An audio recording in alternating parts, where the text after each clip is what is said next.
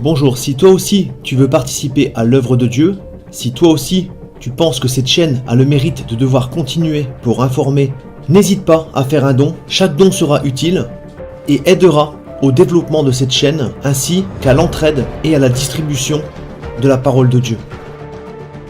Merci par avance, soyez bénis. Bonjour à tous mes frères et sœurs, j'espère que vous allez bien, moi ça va très bien. On va se retrouver aujourd'hui donc sur une nouvelle vidéo pour débattre, parler un petit peu des 3 jours de ténèbres qui sont, on va dire, assez inquiétants et dont on doit impérativement parler, car ces jours de ténèbres sont, ces 3 jours de ténèbres sont prophétisés par différentes sœurs à travers donc différentes chaînes YouTube, différents messages que j'ai pu voir également donc sur le net, donc qui parlent de 3 jours de ténèbres qui arriveraient à la suite d'aurores boréales qui se mettrait en place de façon planétaire. Donc aujourd'hui on va parler un petit peu de ce que la Bible nous enseigne par rapport à ces 3 jours de ténèbres. Je vous donnerai également mon avis par rapport à ces avancements prophétiques de la fin des temps et je vous donnerai voilà un maximum de détails à travers cette vidéo, donc restez présents jusqu'à la fin s'il vous plaît et n'hésitez pas à la partager un maximum autour de vous pour faire connaître un petit peu ce qui va ou ce qui doit arriver. Donc alors nous allons commencer tout de suite par voir quel chapitre parle de ces 3 jours de ténèbres, car quand on entend certaines choses, il faut toujours revenir à l'essentiel et à la base, c'est-à-dire à la parole de Dieu. Donc nous allons déjà commencer par l'Exode au chapitre 10, versets 21-22, où l'on voit l'Éternel demander à Moïse d'étendre son bâton sur l'Égypte pour faire tomber 3 jours de ténèbres, comme une sorte de plaie, voilà, pour réveiller, pour montrer au Pharaon que l'Éternel, le Dieu unique, celui de Moïse, est bien le seul et unique Dieu qu'il existe, et pour voilà faire peur au Pharaon et pour le réveiller, voilà, pour lui faire prendre conscience que Moïse n'est pas un menteur et que le Dieu unique est le seul Dieu qui existe, voilà, tout simplement, car vous savez que les Égyptiens avaient plusieurs dieux. Donc l'Éternel dit à Moïse: étends ta main vers le ciel et qu'il y ait des ténèbres sur le pays d'Égypte et que l'on puisse les toucher. Donc ça c'est important, on va en parler. Moïse étendit sa main vers le ciel et il y eut d'épaisses ténèbres dans tout le pays d'Égypte pendant 3 jours. On ne voyait pas les uns les autres, on ne se voyait pas les uns les autres, et personne ne se leva de sa place pendant 3 jours, mais il y avait de la lumière dans les lieux où habitaient les enfants d'Israël. Donc on voit bien cette protection que le Seigneur accorde à ses enfants, à ceux qu'il a choisis, pour pas les mettre dans l'angoisse ni dans la crainte. On voit aussi que les ténèbres, que ces ténèbres étaient sous forme de brouillard et qu'on pouvait les toucher, c'est-à-dire que c'était vraiment comme une sorte de brume, comme une sorte de vapeur, donc vraiment très épais, pas comme la nuit, hein. La nuit c'est vrai quand il fait noir, on a quand même la lumière de la lune, des étoiles, là c'était vraiment une noirceur totale, globale, donc à 100%, on ne pouvait pas voir à 10 cm, ça a obligé donc les gens à rester sur place pendant 3 jours, donc ça a duré donc 3 jours, hein, 3 jours et 3 nuits, et ça a dû mettre en place une très grande angoisse, une très grande peur, car les gens ne savaient pas ce qui leur arrivait, et ne savaient pas non plus la durée, parce que voilà, nous la parole de Dieu, on sait que ces 3 jours de ténèbres, imaginez demain les gens qui ne connaissent pas la parole de Dieu et qui voient une obscurité totale pendant 3 jours, la panique générale que ce serait, et ce sera vraiment, je pense, un réveil énorme que Dieu peut mettre en place sur terre, en tout cas si ça se réalise. Ensuite on va voir donc dans Jonas, vous savez que Jonas, donc ce prophète qui a été donc englouti par un poisson énorme et qui est resté donc 3 jours dans son ventre, donc l'Éternel fit venir un grand poisson, donc Jonas chapitre 2, hein, verset 1, l'Éternel fit venir un grand poisson pour avaler Jonas, et Jonas fut 3 jours et 3 nuits dans le ventre du poisson. Du ventre du poisson, Jonas prie à l'Éternel son Dieu en disant: dans ma détresse, j'ai fait appel à l'Éternel et il m'a répondu. Du milieu du séjour des morts, j'ai appelé au secours et tu as entendu ma voix. Donc on voit bien que Jonas est resté toujours pareil, 3 jours, 3 nuits. Donc le chiffre 3 est très souvent repris dans la parole de Dieu. Nous allons le voir également donc dans Matthieu, donc Matthieu au chapitre 12, versets 38 à 42. Alors quelques-uns des scribes et des pharisiens prirent la parole et dirent: Maître, nous voudrions te voir faire un miracle. Il leur répondit: Une génération méchante et adultère demande un miracle. Il ne lui sera donné d'autre miracle que celui du prophète Jonas. car de même que Jonas fut 3 jours et 3 nuits dans le ventre du grand poisson, d'un grand poisson, de même le Fils de l'homme sera 3 jours et 3 nuits dans le sein de la terre. Donc là on voit bien que Jésus parlait donc également de 3 jours et 3 nuits, et que aucun autre miracle ne leur serait donné à part celui de Jonas, donc d'être 3 jours et 3 nuits dans l'obscurité. Donc on voit que ce chiffre 3, on peut parler aussi donc de la Trinité, hein, le Père, le Fils et l'Esprit Saint, qui forment donc un seul et unique vrai Dieu, Dieu le Père, son bras droit Jésus-Christ, celui qui exécute toute sa parole, et l'Esprit Saint, celui donc qui dirige, qui guide, qui transforme. Voilà donc la Trinité, hein, le chiffre 3 est très souvent, donc, comme je disais, repris et représenté donc dans la parole de notre Seigneur. Donc alors, pour vous parler de ces 3 jours de ténèbres, donc c'est donc comme je vous disais, donc plusieurs chaînes YouTube, mais également beaucoup d'informations sur internet par rapport à ces 3 jours de ténèbres, qui ne sont, je vous le dis clairement, pas donné clairement dans la parole de Dieu, donc ni dans l'Apocalypse, ni dans les prophéties de la fin des temps. Les 3 jours de ténèbres sont annoncés donc précédant l'enlèvement de l'Église et précédant également donc la grande tribulation, mais il faut savoir que la Bible nous explique aussi clairement que le Seigneur nous a donné donc les signes et nous a expliqué comment ça allait se dérouler à la fin des temps, mais il faut savoir que tout n'a pas été dit. Le Seigneur ne nous a pas révélé l'entièreté de son plan. Il nous a donné vraiment les très grandes lignes, avec quand même beaucoup de détails, mais il ne faut pas s'étonner qu'il peut y avoir justement des choses qui arrivent comme ceci. Il faut savoir que le Seigneur nous a parlé également qu'à la fin des temps, les jeunes et les vieillards auront des songes et prophétiseront.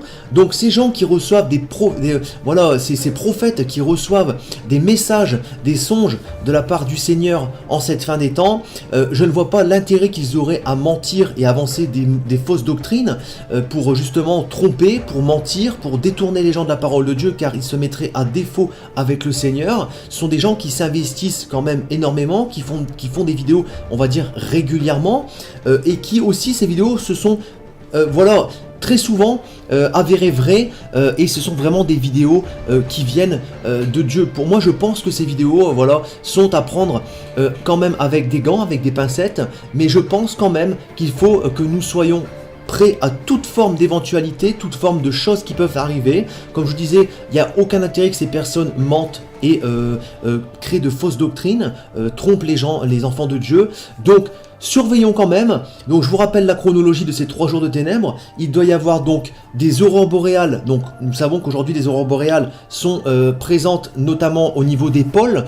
Donc nous ne les voyons pas ici par exemple en Europe ou au niveau de l'équateur. Mais ces aurores boréales devraient être visibles de façon planétaire. Ça sera donc le premier signe, aurore boréale de façon planétaire. À la suite de ça, les 3 jours de ténèbres se mettront en place, c'est-à-dire que le brouillard noir et les ténèbres vont venir englober la Terre pour 3 jours et 3 nuits, donc 3 fois 24 heures.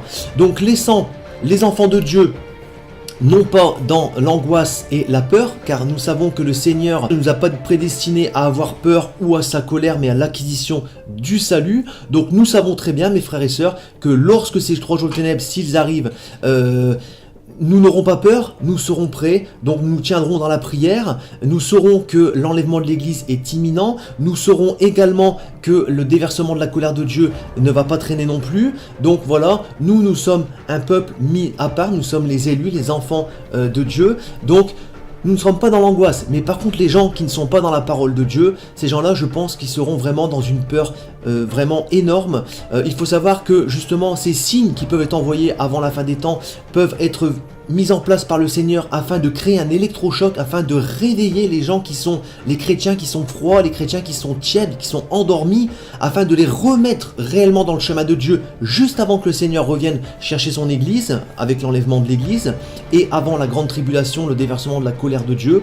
Donc voilà, ça peut être des signes qui vont être mis en place par le Seigneur pour vraiment percuter les gens et avant son retour, parce que le Seigneur est dans une période, on est actuellement dans une période où le Seigneur use de patience afin que tous soient réveillés et que les gens soient au nombre que le Seigneur connaît, hein, le nombre, voilà, il y a un certain nombre de personnes qui doivent être sauvées, ce nombre n'est pas encore complet, donc le Seigneur actuellement use de patience et peut envoyer ce genre de signes afin de réveiller les gens et afin que ces gens se remettent dans le bon chemin avant que le Seigneur revienne chercher son Église. Donc, veillons justement à ces aurores boréales de façon planétaire, veillons parce que à la suite de cela, dans la foulée, il y aura donc les 3 jours de ténèbres. Donc on parlera, je vous ferai une deuxième vidéo concernant ces 3 jours de ténèbres pour vous donner les détails un peu plus inquiétants par rapport justement à ce que ces personnes ont avancé aussi, notamment le fait que pendant ces 3 jours de ténèbres, il ne faudra absolument pas sortir de chez soi, qu'il y aura des esprits donc démoniaques qui seront présents dans les rues, hein, parce que ce sera donc vraiment 3 jours où il faudra rester enfermé chez soi, barricadé, ne surtout pas regarder à travers les fenêtres. Donc ça, je vous ferai donc une deuxième vidéo sur justement ces compléments d'information qu'il faut quand même ne pas prendre à la légère, parce que si ça doit arriver, il faut que les enfants de Dieu soient préparés. Donc on en parlera dans une prochaine vidéo où je vous ferai donc justement des explications complètes par rapport à tout ça. En tout cas donc veillons clairement à ces signes, veillons aux aurores boréales, soyez prêts, le jour que ça arrive, restez chez vous, enfermés, priez, louez le Seigneur, vous savez que vous n'êtes pas prédestiné à la colère, vous savez que cette angoisse qui atteindra les nations sera un électrochoc afin de réveiller les gens, comme quoi il y a bien un Dieu unique, que le Seigneur les rappelle à lui, à travers son Fils Jésus-Christ, afin qu'ils se retournent vers lui, car ces 3 jours de ténèbres précéderont l'enlèvement de l'Église, donc précéderont la disparition de millions de chrétiens à travers le monde, et précéderont également le nouvel ordre mondial, la mise en place donc du plan de l'Antéchrist avec la grande tribulation et le déversement de la colère de Dieu. Donc ces 3 jours de ténèbres, s'ils se mettent en place, sachez que ce sera le début, on va dire l'introduction de la fin des temps, avec le déversement de la grande tribulation, de la colère de Dieu sur terre. Donc c'est quelque chose à ne pas prendre à la légère, pas prendre à la rigolade. Donc je vous ferai une deuxième vidéo très prochainement.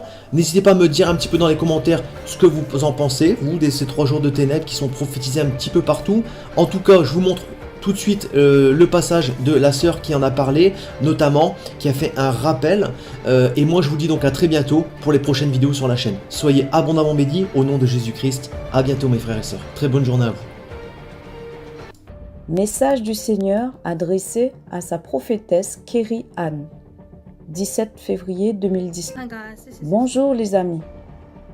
Je suis sœur Kerry Ann Jiden, votre sœur en Christ, et je viens rapidement vers vous avec l'impression que ce que le Seigneur a placé dans mon cœur est vraiment très urgent. Et je me suis réveillée très tôt en ce matin du 17 février 2019, aux alentours de 2 heures du matin ou quelque chose comme ça, et il a commencé à me parler. Il m'a dit: « Ma fille, je veux que tu avertisses mes enfants, dis-leur que c'est le moment final de cette saison finale, où nous approchons de la fin des temps et qu'ils doivent connaître ma voix. » Et ce message est pour ceux qui ne connaissent pas la véritable voix de Jésus-Christ. Comme il commençait à me parler, le Seigneur me parla très fort concernant les 3 jours d'obscurité qui vont arriver. Je sais que beaucoup de chrétiens trouvent cela très difficile à comprendre, car ce n'est pas clairement mentionné dans la Bible, mais c'est pourtant bien là, dans divers passages des Écritures, et le Seigneur me fait savoir que cet événement est pour très bientôt. Il a dit que les médias l'appelleraient un EMP, pulse électromagnétique.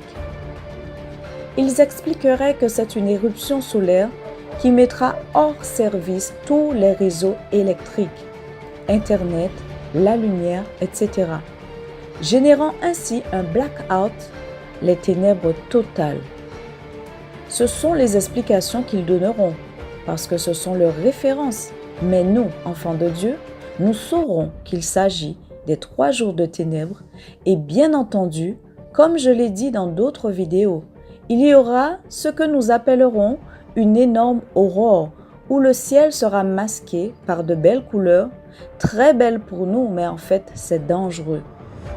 Nous savons qu'après cela arriveront les épaisses ténèbres, d'épais nuages noirs qui pénétreront partout et dans les gens, ils vont le voir et ça va être très effrayant. Mais je dois vous avertir parce que cette chose vient et elle ne va pas aller nulle part, mesdames et messieurs. Cette chose arrive et rappelez-vous ce que Jésus a dit. Cette génération mauvaise et adultère réclame un signe, mais en fait, ce signe, il ne lui sera donné que le signe du prophète Jonas. Alors je voulais juste venir rapidement à vous avec ce message, juste pour vous avertir. Apprenez à connaître la voix de Jésus-Christ. Dieu vous bénisse éternellement. Je vous aime tout le monde et je vous reverrai bientôt, un jour dans la gloire du précieux nom de Jésus. Amen, amen. Tout pouvoir m'a été donné dans le ciel et sur la terre. Il y a plusieurs demeures dans la maison de mon Père. Si cela n'était pas, je vous l'aurais dit. Je vais vous préparer une place. Et lorsque je m'en serai allé et que je vous aurai préparé une place, je reviendrai et je vous prendrai avec moi, afin que là où je suis, vous y soyez aussi. Vous savez où je vais et vous en savez le chemin. Je suis le chemin, la vérité et la vie. Nul ne vient au Père que par moi. Abraham, votre père, a tressailli de joie de ce qu'il verrait mon jour. Il l'a vu et il s'est réjoui. Si vous me connaissiez, vous connaîtriez aussi mon Père, et dès maintenant vous le connaissez, et vous l'avez vu. Et je vous le dis, avant qu'Abraham fût, je suis. Il y a si longtemps que je suis avec vous. Celui qui m'a vu a vu le Père. Les paroles que je vous dis, je ne les dis pas de moi-même, et le Père qui demeure en moi, c'est lui qui fait les œuvres. Croyez-moi, je suis dans le Père, et le Père est en moi. Cette bonne nouvelle du royaume sera prêchée dans le monde entier pour servir de témoignage à toutes les nations. Celui qui croira et qui sera baptisé sera sauvé, mais celui qui ne croira pas sera condamné. Je m'étonne que vous vous détourniez si promptement de celui qui vous a appelé par la grâce de Christ pour passer à un autre évangile. Aucun mensonge ne vient de la vérité. Sinon celui qui nie que Jésus est le Christ, celui-là est l'antéchrist, qui nie le Père et le Fils. Quiconque nie le Fils n'a point non plus le Père. Quand un ange du ciel annoncerait un autre évangile que celui que nous vous avons prêché, qu'il soit anathème. Moi, Jésus, j'ai envoyé mon ange pour vous attester ces choses. Je le déclare à quiconque entend les paroles de la prophétie de ce livre. Si quelqu'un y ajoute quelque chose, Dieu le frappera des fléaux décrits dans ce livre. Et si quelqu'un retranche quelque chose des paroles du livre de cette prophétie, Dieu retranchera sa part de l'arbre de la vie et de la ville sainte décrits dans ce livre. Ces paroles sont certaines et véritables. Et le Seigneur, le Dieu des esprits des prophètes, a envoyé son ange pour montrer à ses serviteurs les choses qui doivent arriver bientôt. Et voici, je viens bientôt. Heureux celui qui garde les paroles de la prophétie de ce livre.